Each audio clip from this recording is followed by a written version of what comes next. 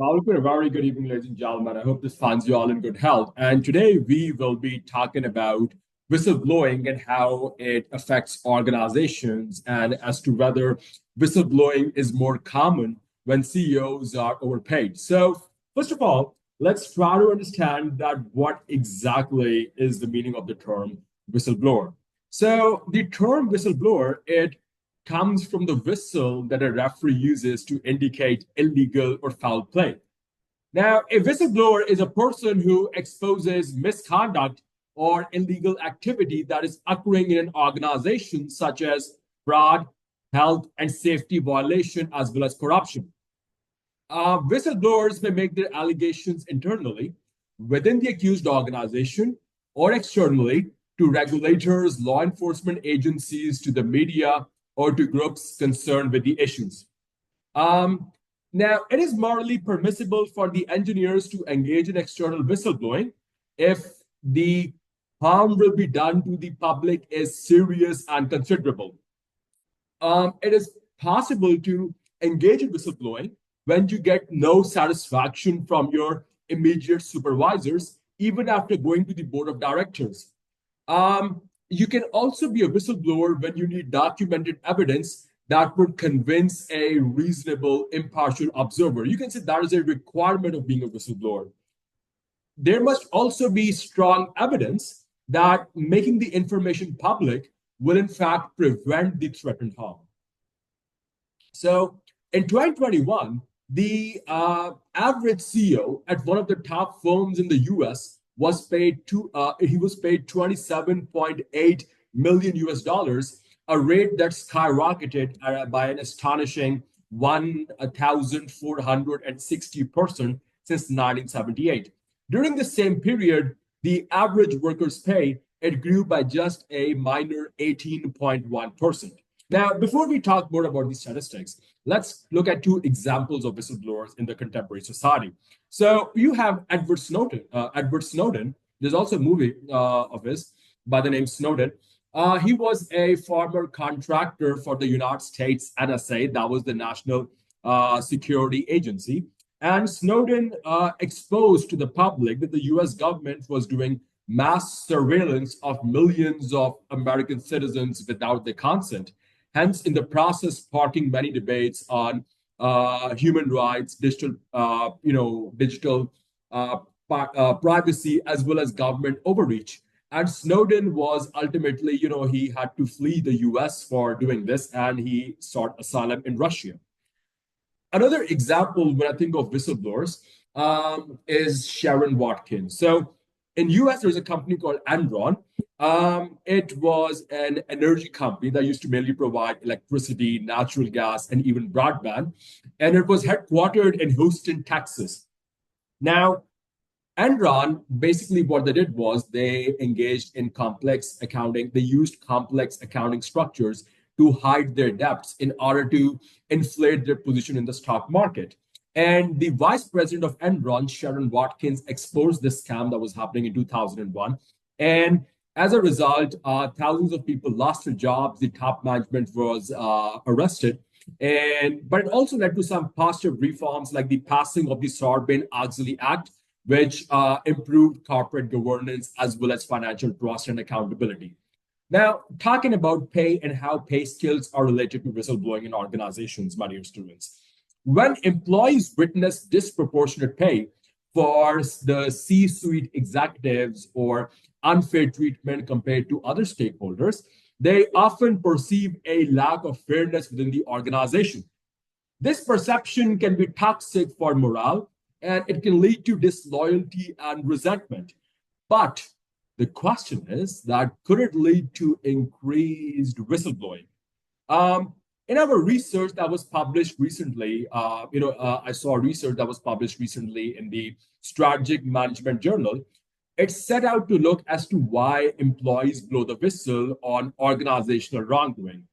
It was found that there were two factors, ladies and gentlemen. Number one, there were outsized disparities in executive compensation and treatment of external stakeholders.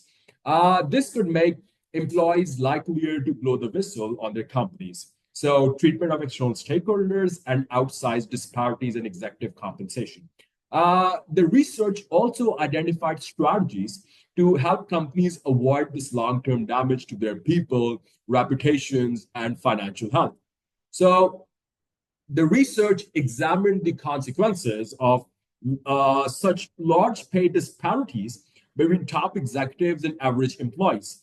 The gap between CEOs and average employees has been growing alarmingly wider over time. It was 20 to 1 in 1965.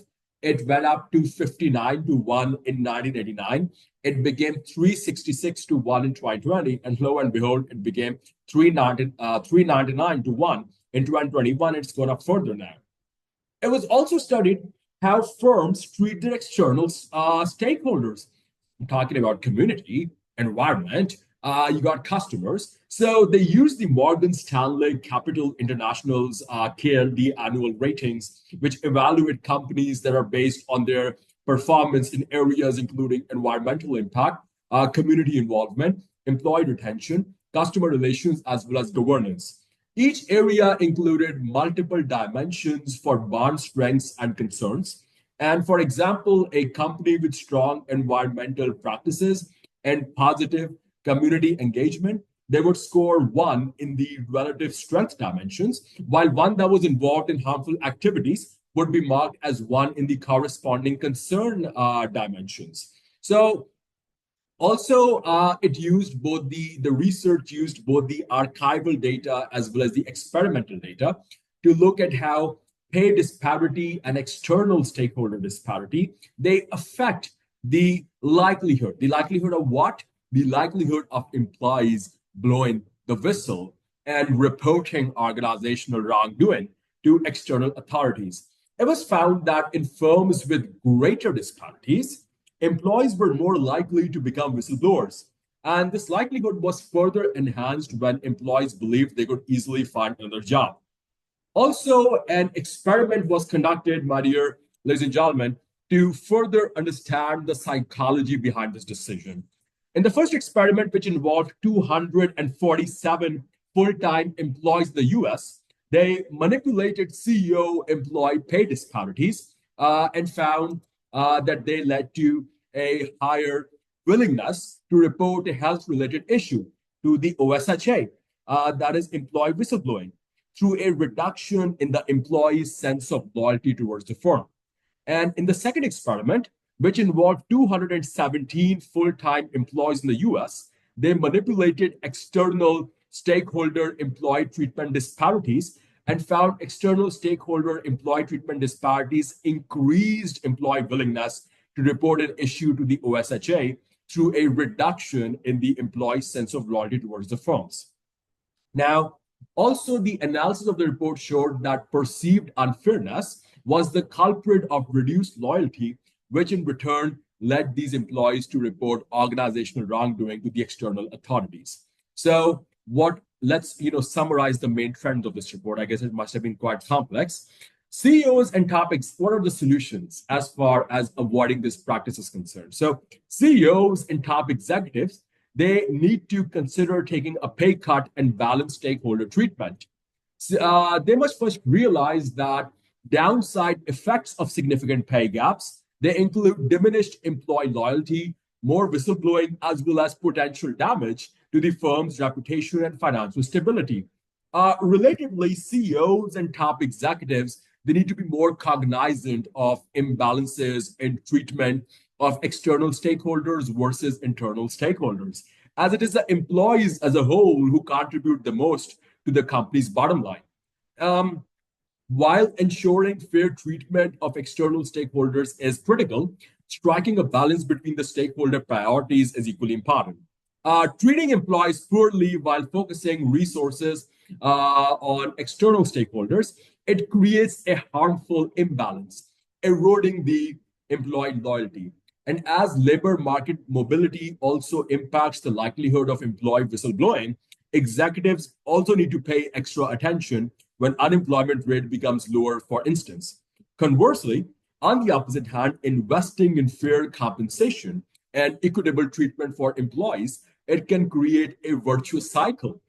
Engaged and loyal employees are more likely to champion the firm's mission and contribute to its long-term success. Also, I would say that we feel that it is the board's responsibility to ensure the financial health of the organization. They should thus ensure that CEOs and top executives are held accountable for wider indicators of firm performance, including but not limited to employee well-being, such as enhancing employee safety and health, as well as short and long-term objectives. They will safeguard against unfair perceptions by employers, but also ensure that the employees will remain more loyal to the organization and perform better. Also, final observation from my end would be that policymakers need to use effective tax policies. Massive or exorbitant pay for CEO and other top executives, they can be controlled if an effective tax policy is introduced to curtail excessive executive pay beyond the value these executives bring to the firm. In addition, another incentive I feel may be introduced for tax cuts for those firms who treat their employees better. For instance, if the average employee pay is increased substantively, tax cuts may be provided to incentivize firms.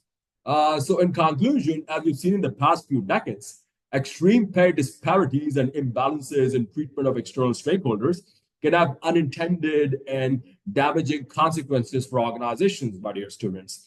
CEOs, the chief executive officers, board of directors, and policymakers, they must take proactive steps to address these inequities. And doing so is not just a matter of ethics, but also a pragmatic strategy for fostering trust, loyalty, and long-term organizational success. And by fostering a fairer and more equitable organizational environment, companies can align their values with their actions, ensuring a sustainable future for all stakeholders. Well, that'll be all for now, fellas. Please stay tuned. Don't hesitate to like, share, and subscribe. Going back in the beggar mode again, and we'll be back soon with more grueling content. Thank you very much and stay blessed. May the good Lord be with you always. Assalamu alaikum.